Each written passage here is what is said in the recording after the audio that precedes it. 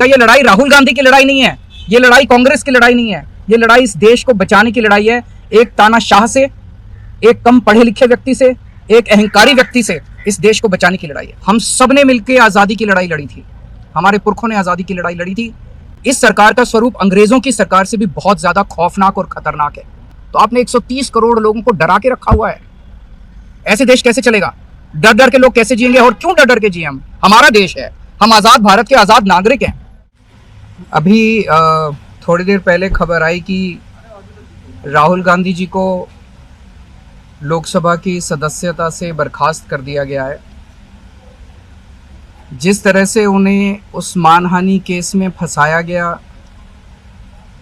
Maximum सज़ा दी गई और 24 घंटे के अंदर उनकी लोकसभा की सदस्यता बर्खास्त कर दी गई, ये हमारे देश के लिए बहुत चिंता का विषय है। हम जुडिशरी का सम्मान करते हैं,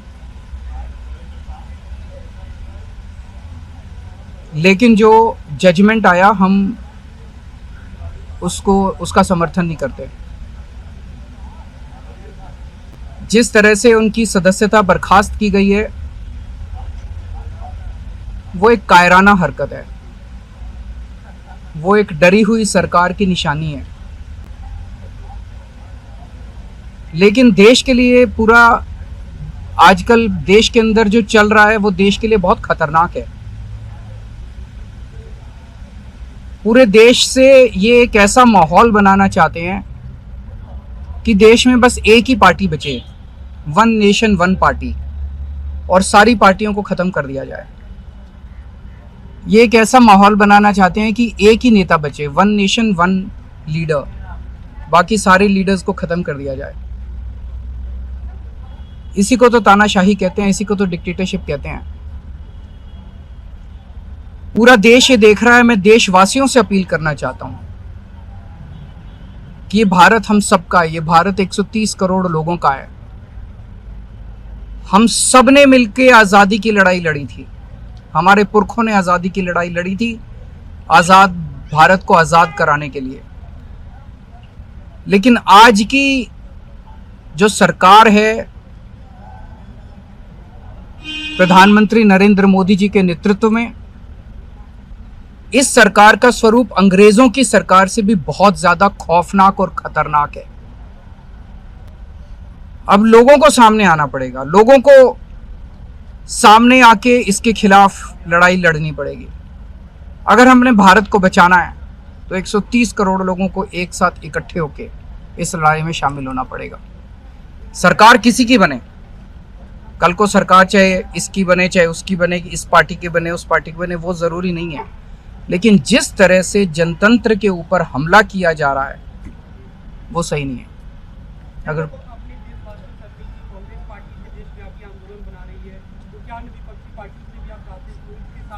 पार्टियां इंपॉर्टेंट नहीं है, मैंने कहा लोग इंपॉर्टेंट हैं।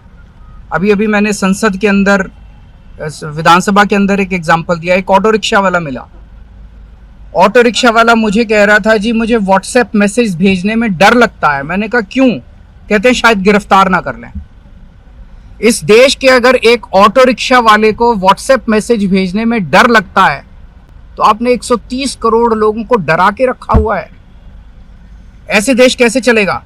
डर डर के लोग कैसे जिएंगे? और क्यों डर डर के जिए? हम, हमारा देश है, हम आजाद भारत के आजाद नागरिक हैं। हम क्यों डर डर के जिए? पूरे देश को व्यापारी डरा हुआ है, किसान डरा हुआ है, मजदूर डरा हुआ है, नेता डरे हुए हैं, सब लोगों को डरा के रखा है। जुडिशरी डरी हुई है, जज डरे हुए हैं, मीडिया वाले डरे हुए हैं, सबको धमकाते हैं ये लोग, सबको ईडी और सीबीआई और इनकम टैक्स की धमकी देते हैं लोग। सर, इससे पहले हमने देखा कि आप लोग के कांग्रेस के साथ रिश्ते काफी खराब रहे, लेकिन आज 14 वो इम्पोर्टेंट नहीं है। हमारे आपस के रिश्ते इंपॉर्टेंट नहीं है। इस टाइम देश को बचाना इंपॉर्टेंट है। मीडिया के ऊपर प्रहार हो और मैं अगर कहूं कि मेरी इस चैनल से बनती नहीं है, वो इंपॉर्टेंट नहीं है।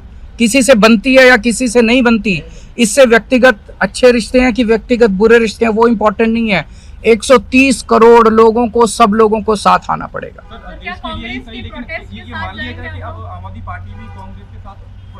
सारे लोगों को साथ आना पड़ेगा। ये लड़ाई राहुल गांधी की लड़ाई नहीं है, ये लड़ाई कांग्रेस की लड़ाई नहीं है, ये लड़ाई इस देश को बचाने की लड़ाई है, एक तानाशाह से, एक कम पढ़े लिखे व्यक्ति से, एक अहंकारी व्यक्ति से इस देश को बचाने की लड़ाई है। Thank you.